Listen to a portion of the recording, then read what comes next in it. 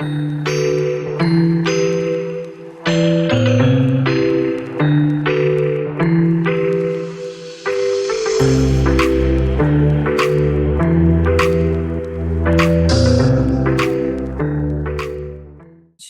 é interessante que aí cada uma de vocês fez esse trajeto e todo mundo se encontrou na UFBA. Como é que foi esse encontro, né? Vocês chegaram lá, agora já indo para a próxima pergunta ali. Como foi esse encontro? Eu posso, enfim, eu vou contar das minhas perspectivas, cada, cada uma de nós temos uma. Mas depois da Alemanha, volto para São Paulo, e aí venho para Salvador. No tempo que eu estava em São Paulo, depois de 2009, 10, trabalhei de 2009 a 2013, no DAAD, né? Então, conheci várias universidades aqui do Nordeste também, porque era o tempo lá do Ciências Sem Fronteiras, então a gente estava fazendo roadshow pelo Brasil, era uma coisa louca e bem legal. Pena que acabou. Mas, então, conheci Nordeste, conheci aqui, e a vida, por ironia do destino, a vida me trouxe para Salvador, o coração me trouxe para Salvador. E aí eu falei, eu vou fazer o que em Salvador, né? Onde é que eu vou trabalhar, o que eu vou fazer? Eu tinha começado do zero, né? Mas durante essas palestras do DAD, eu tinha conhecido o diretor de cursos do Goethe Institut e tinha conhecido também a UFBA, né? E entrei em contato com o Frank, que é o diretor de cursos, e falei, olha, estou indo para Salvador, queria saber se vocês precisam. Eu não queria sair do DAD, né? Essa coisa de pensar e possibilitar a mobilidade acadêmica era uma coisa que estava fazendo sentido para mim ainda naquele momento. E aí ele falou assim: olha, a gente não está com muita demanda, já tinha parado o Ciências Sem Fronteiras, então eu não sei como é que vai ser, mas vamos pensar. E aí, é que em 2015 ele fala: olha, para falar sobre o DAD, eu não preciso, mas estou precisando de professor. Eu tinha dado aula, né? Enquanto eu trabalhava no DAD, eu também dava aula ali na Poli da USP. E já tinha tido é, alguns episódios, assim, em que os alunos esperavam o professor chegar. Eu acho que são narrações e narrativas que muitas nós, professoras negras de alemão, passaram, né? E eu chego para dar aula em Salvador nessa. Vamos lá ver como é que vai ser, né? Se eles vão esperar o professor chegar, como é que vai ser. E assim, fui recebida de braços abertos, com um sorrisão largo, e todo mundo me falando de uma tal de professora Ivanete. Você me lembra, Ivanete, porque você tem a energia da professora Ivanete, porque não sei o quê. E, e é essa pessoa que Ivanete foi para mim. Ela abriu as portas, é, do meu passar por Salvador, do meu vir para Salvador, né? E conheço Ivanete e a gente trabalha juntos aos sábados, projeta aulas juntas e é, desse trabalhar juntas virou também uma parceria, né, para a vida. E Ivanete é essa pessoa que conecta as outras pessoas. Jazz, eu tinha tido acesso ao trabalho de Jazz. As nossas pesquisas nos conectaram antes, né? Então, eu tinha tido acesso ao trabalho de Jazz, porque, é, por serem pesquisas muito, é, enfim, que não tem só elas são né, interdisciplinares, né? Ela não é só tradução, é recepção, é literatura, é português, é alemão, né? E aí a gente fica tentando se conectar, tentando pontos de comunicação com outros pesquisadores. E eu entrei em contato com o trabalho de Jazz, mas foi a Ivanete que possibilitou o contato das nossas almas, né? Porque Jazz já estava por aqui, ela falava assim para mim: você, você conhece você precisa conhecer a Jazz, você precisa. Nossa, você está falando aí? O que você está falando? Jazz precisava ouvir isso. E ela ficava assim, eu falei, meu Deus, quem é essa Jazz? Pelo amor de Deus, quem é essa Jazz? É, e aí, houve um momento, nem sei que dia que foi, vocês vão lembrar, nem sei qual que foi o episódio, só sei que era como se a gente já se conhecesse há muito tempo. E se a gente, que essa formação já existisse há muito tempo, né? Que Foi lindo, muito bom. legal. Querem Foi complementar, muito bom. meninas? Muito lindo, né? Coisas da vida, assim, né? E desde então unidas, né? Trabalhando junto. Sim. Vou complementar um pouquinho, que é como eu conheci Vanette, que ela tá emocionada, então eu vou falar. Eu estava no intervalo de uma aula do doutorado e foi no intervalo, mas a gente foi tomar um café, eu e alguns colegas que estavam, né, colegas da pós-graduação, e basicamente todo mundo estudava epistemologia negra, literatura negra, etc. E eu era meio que outsider ali, um ETzinho, tanto por ser de São Paulo e estar em Salvador, e tanto por estudar uma literatura que que não estava no radar, assim, né, das pesquisas das pessoas lá da UFA. E aí um colega falou assim para mim, estava tomando café mesmo, pegando café, assim, ele falou assim, como que é estudar essa autora alemã aqui? Aí eu falei, é muito solitário. E aí, na hora que eu falei isso, ele falou assim, ah, tem uma pessoa que você precisa conhecer. E aí, Vanessa estava vindo, andando, assim, e aí a gente se conheceu. Eu já tinha, numa peça de teatro, eu já tinha ouvido Ivanete falar em Oxum, de Fernanda Júlia, Onissa Gé. Eu lembro que eu estava lá, assisti a peça e no final teve um bate-papo. E aí a Ivanete falou que estava trabalhando com língua alemã, não sei o que, não sei o que. Mas eu não fui falar com ela, eu sou tímida e também eu tenho um pouco, eu fujo um pouco do alemão, assim, né? Tipo, ah, não, eu estudo literatura negra, não tenho nenhuma necessidade de conversar muito com a área do alemão, porque a área do alemão nunca foi muito receptiva com a minha pesquisa, nem comigo, etc. Então, era uma época que eu estava bem assim, não tenho nada a ver com alemão. Eu estudo a diáspora africana, que por um acaso é na Alemanha, cumprindo uma demanda, porque ninguém está estudando, ou eu conheço pouquíssimas pessoas que estudam isso, então eu vou fazer isso, porque eu posso fazer, como assim, é uma missão, eu vou fazer esse mestrado, esse doutorado, e depois eu vou seguir minha vida, querendo ter nada a ver com alemão.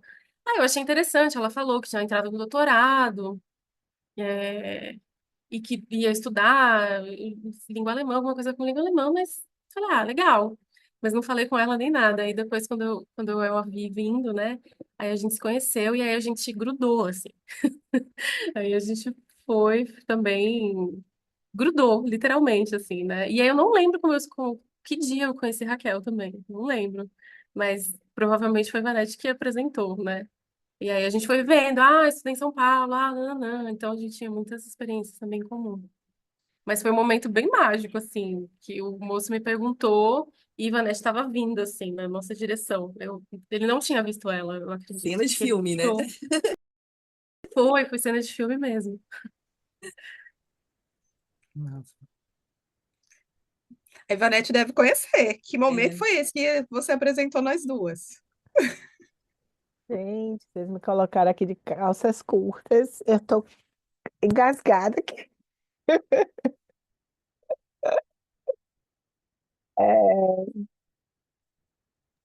São as águas, né? A Elane foi buscar lá em Oxum, né, Elane?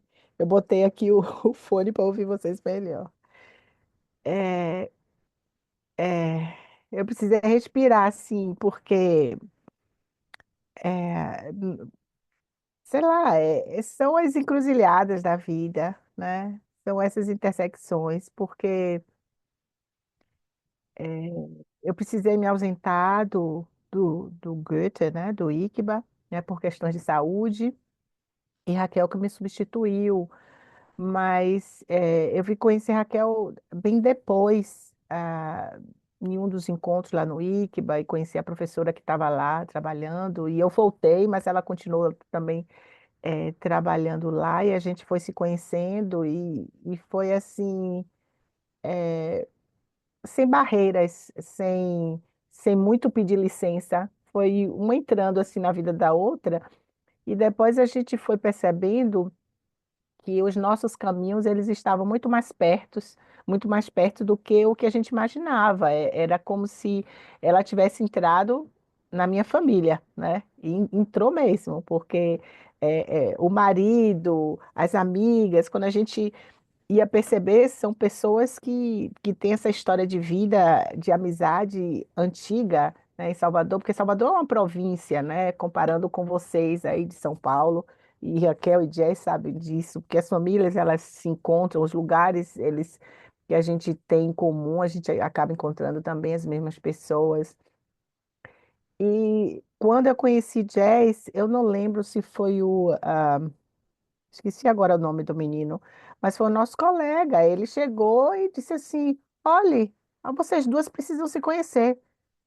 E a gente conversou e Jazz meio tímida, e Jazz sabe, né? Que Jazz sempre faz aquela boquinha dela. Ai, lá vem a Ivanete. Aí ela disse que é o meu ascendente de aquário que faz eu aglomerar as pessoas e juntar as pessoas. E eu espontaneamente com ela e tudo, mas claro, com muito respeito, e a gente foi, né, se aproximando. E quando eu falei de Raquel para Jess e de Jess para Raquel, a gente resolveu se encontrar, né? A gente foi para o grupo de pesquisa lá mesmo né, na UFBA. Eu não lembro se foi na sala do Lince ou se foi lá em cima na sala de alemão, porque foi na época que eu estava fazendo a substituição, ou que eu estava fazendo o estágio em alemão. E nós marcamos para nos encontrar, e lá que começamos a conversar, e elas duas tinham muita coisa em comum, porque passaram pela mesma universidade, começaram a trocar figurinhas, e a gente não se desgrudou mais.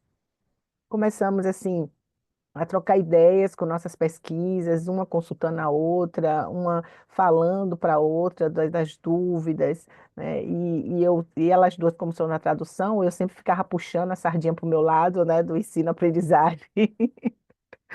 E é muito interessante porque como a gente fez caminhos diferentes, mas são caminhos diferentes dentro da germanística. Assim, durante a pandemia, a gente foi convidada pela Kátia Höhldampf, que era leitora lá na Universidade na Casa de Cultura Germânica, que trabalhava com a Universidade Federal do Pará, lá em Belém. E foi assim, eu acho que o nosso primeiro trabalho oficial, público, né? A gente sentou alguns dias para poder trabalhar nossa fala, a gente fez um workshop, estávamos planejando, inclusive sonhando com a possibilidade de ir para Belém. E aí veio a pandemia. Isso foi em 2019, esse convite. E a gente trabalhou toda a temática, foi muito trabalho muito bonito, né, que nós fizemos.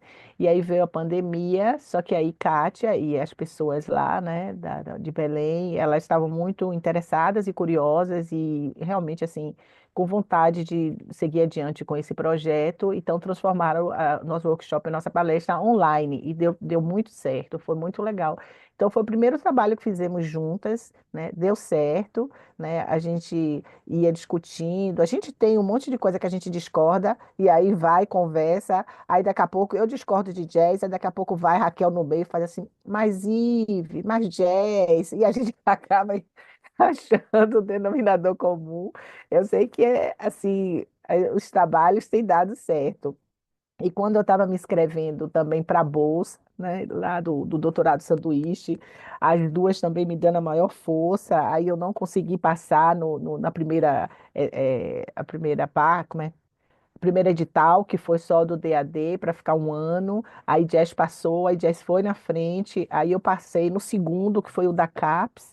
Então, quando eu cheguei para fazer o doutorado sanduíche, apesar de ter minha experiência aqui na Alemanha, apesar de ter, assim, parente, que é meu irmão que mora aqui, meus amigos, todo o meu network em Munique, mas foi Jess que me recebeu em Berlim.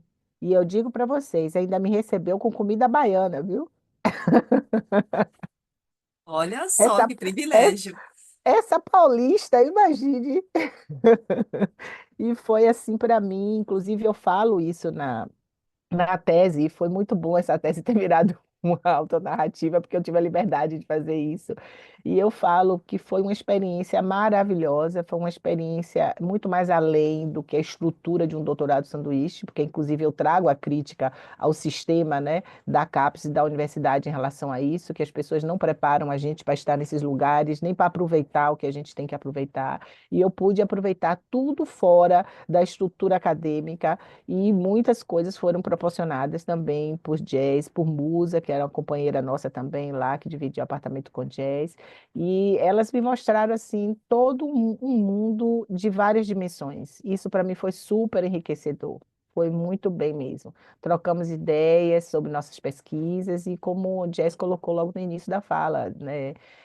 Não somos só colegas, nem amigas das germanísticas, mas amigas para a vida. E é essa vida e essas dimensões, essas diferenças que a gente tem trazido para a nossa prática, para a nossa sala de aula e tentando passar isso também para as nossas alunas e os nossos alunos. Então, assim, esse encontro não foi um encontro assim aleatório, foi um presente aí do universo. E a gente tenta também assim ampliar os nossos horizontes e como por isso que inclusive a gente aceitou essa conversa do podcast de passar para vocês assim como são importantes os encontros e como é importante a gente estar atento para as pessoas que passam por nossas vidas, né? Porque isso vai ajudar a gente não só na vida pessoal, mas na vida profissional também. Porque as temáticas com que a gente tem trabalhado são temáticas insurgentes, são temáticas que, ao ponto de vista da sociedade, incomoda, então não são temáticas simples nem fáceis, elas são complexas e difíceis, mas a gente que as torna de forma mais fluida e fáceis por causa, né, da nossa luta mesmo, né? Então, justamente por isso, a gente precisa de parcerias e a gente precisa se unir, senão a gente não leva adiante. E a gente, como a Lorena colocou, né, no início das perguntas, pensando no mundo melhor mesmo, no mundo em que as pessoas consigam olhar para as diferenças e saber respeitá-las. E isso faz parte, né, da nossa sala de aula, mesmo sendo de língua estrangeira, mesmo sendo de alemão. Então, essas duas pessoas chegaram na minha vida para me ajudar a ser resistente. Que lindo, Vanete. Redes de apoio, né, Lorena? A gente sempre fala em redes É. de apoio aqui também. Como é Uhum. importante isso, né? Essa troca. Quais são as pessoas que mais inspiram em suas carreiras, seja em termos de pesquisa, ativismo ou em outras áreas da vida? E poderia recomendar algumas leituras, dicas, qualquer coisa do gênero, para os ouvintes que querem começar agora a vida acadêmica, a pesquisa deles? A Natasha Kelly, né, é uma ativista também, né? Eu tive a oportunidade de fazer esse trabalho com ela lá no Goethe de Salvador, né, com a Jess também. Ela também é linguista e ela faz parte do movimento de mulheres negras aqui na Alemanha.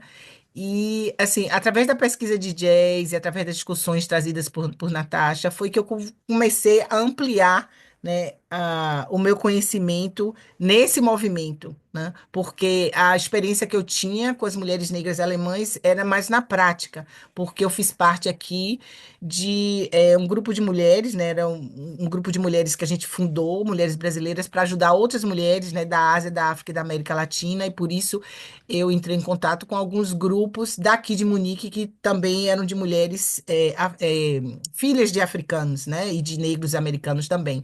Mas eu nunca tinha me envolvido nem com a teoria, nem com as pesquisas, nem com os movimentos mais ampliados fora de Munique na época que eu morava aqui. Então foi muito importante esse período que eu passei em Berlim com jazz, e foi muito importante ter acesso à pesquisa de jazz, fazer esse trabalho com a Natasha também.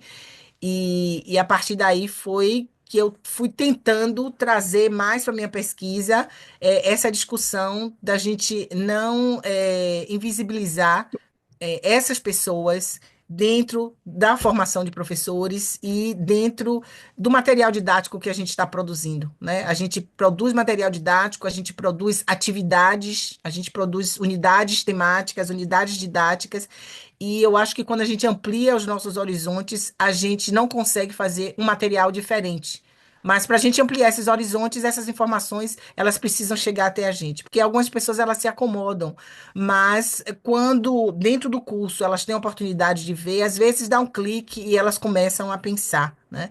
Então, assim, ter tido acesso ao material que a professora Aparecida Ferreira tem trazido na questão do ensino de língua estrangeira, principalmente do ensino de inglês, com o letramento racial crítico, foi muito bom para mim, para eu começar a pensar o ensino de alemão de uma forma diferente. Né? Isso foi assim imprescindível para mim nesse sentido.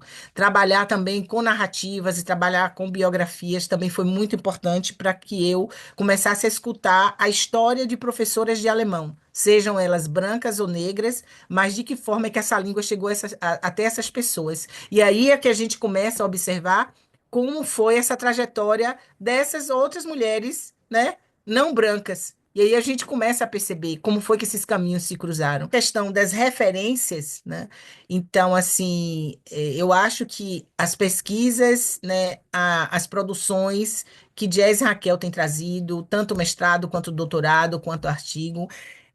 Lá vocês vão encontrar, até na minha própria tese, vocês vão encontrar referências, né, de muitas pessoas que vocês não vão encontrar em outros trabalhos na área da germanística.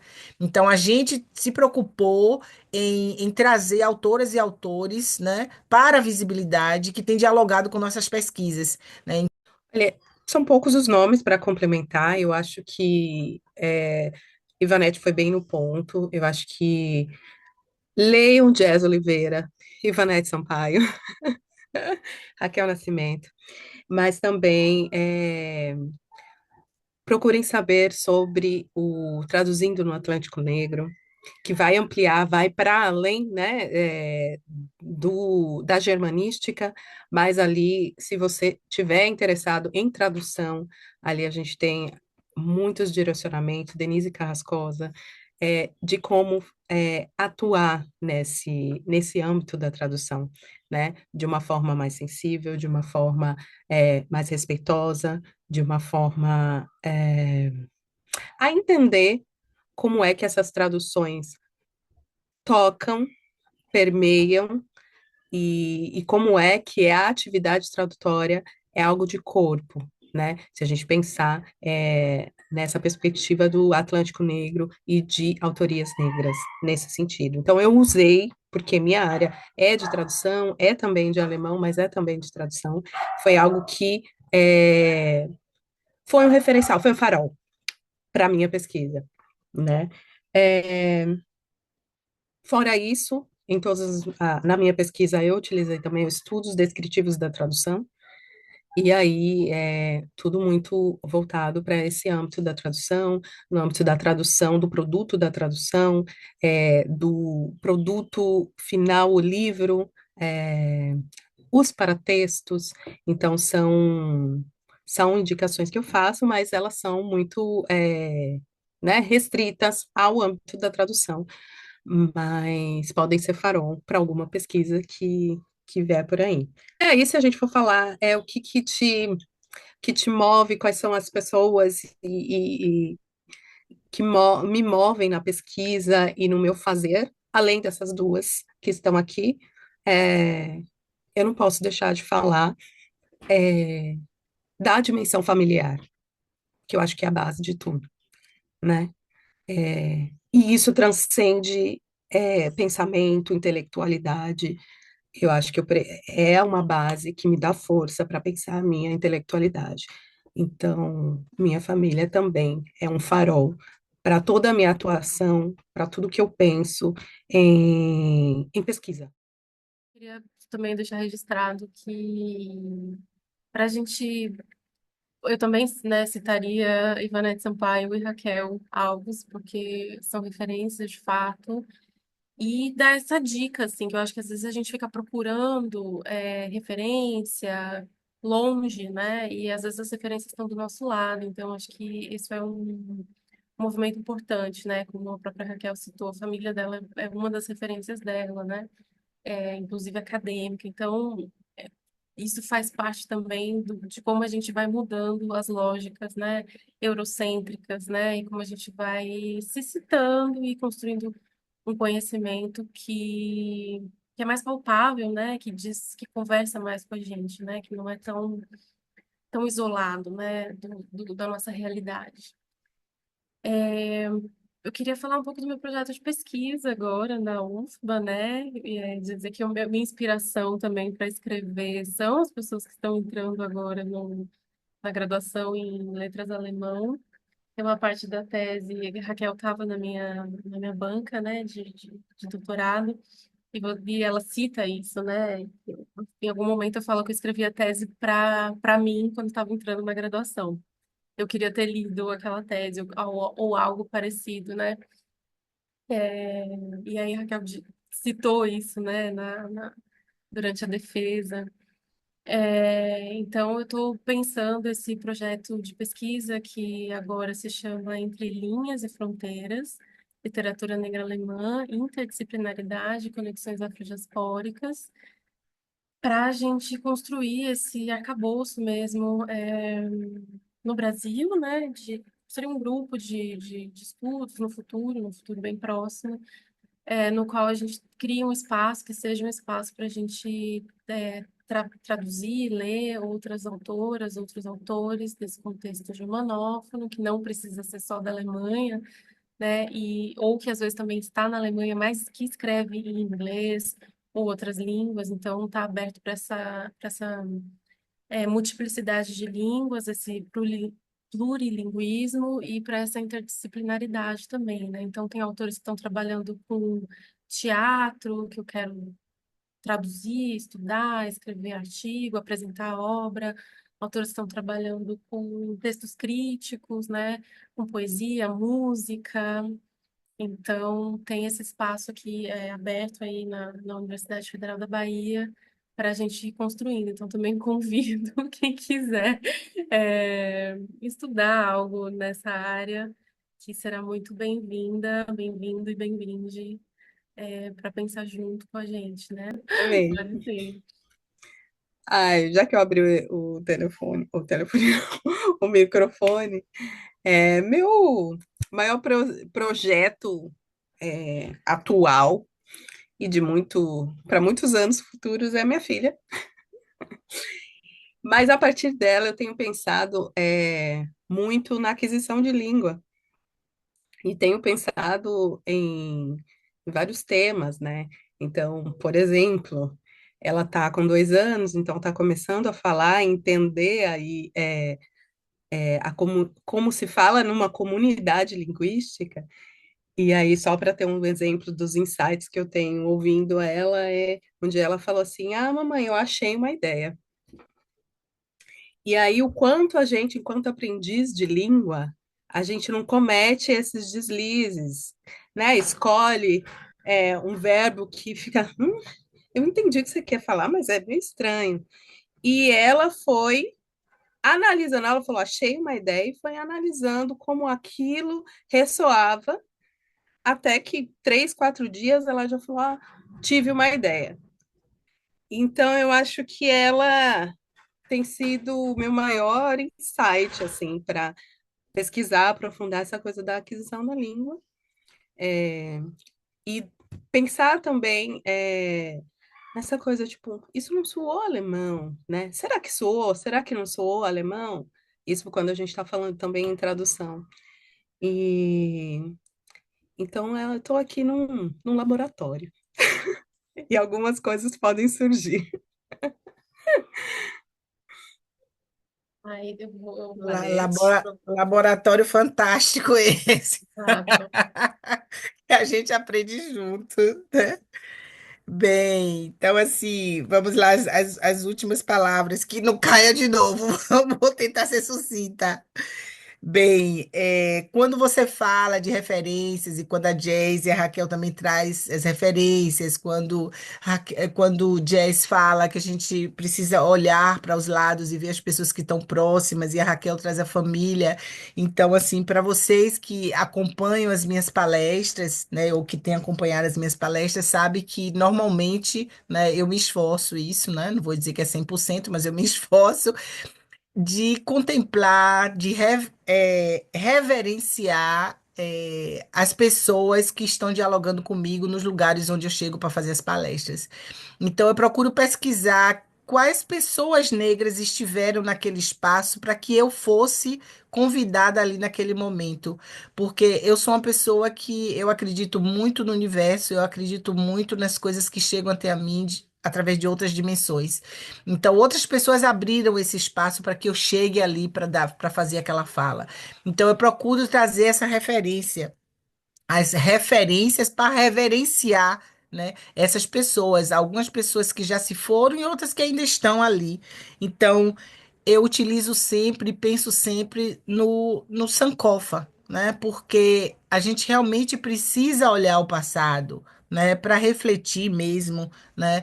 O presente e mudar o futuro. Não tem como. A gente está o tempo todo nesse movimento espiralar, a gente está sempre indo e voltando. Às vezes a gente para no tempo, como dizem os povos originários, tem um momento que o presente ele precisa congelar para que a gente faça outras reflexões. Depois volta para aquele presente de novo para a gente modificar o que a gente está pretendendo. E aí, né, falando em Sankofa, falando em futuro, eu terminei agora um projeto com o Instituto Goethe para formação continuada. Né, é um guarda-chuva, né, fala uma formação sobre diversidade, e eu fui responsável pelo módulo sobre racismo. E para fazer esse módulo, eu formei uma equipe, como a gente fala em alemão, e como a equipe do Goethe chamou de Nachwuchs. Então, para fazer esse módulo, eu convidei mestrandos e doutorandos, né, das universidades, da UFSC, da UFRJ, da UERJ, da UFBA, da USP, o UFSC, o FRJ, o ERJ e da UFBA, exato. Pessoas que já trabalham com a língua alemã, que estão na linha de frente no ensino de alemão e que estão dentro da pesquisa, ou como mestranda ou como doutoranda, né?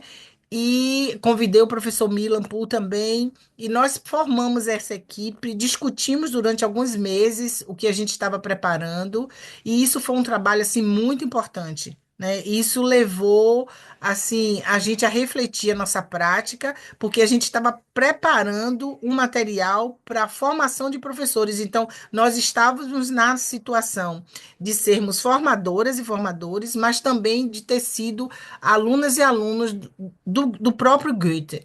Então, foi um espaço e um lugar que a gente teve o tempo todo de ir e voltar, de ir e voltar, de refletir, de discutir, e foi uma experiência assim muito boa.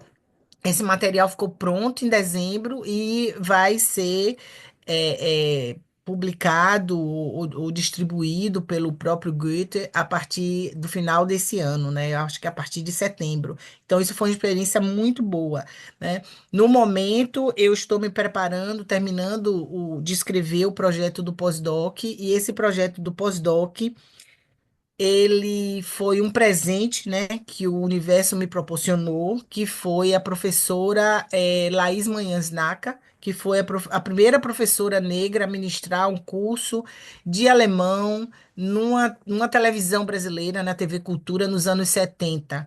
E essa mulher, ela veio da USP. Mas a própria USP não fala sobre ela, a própria USP nem sabe que ela existe.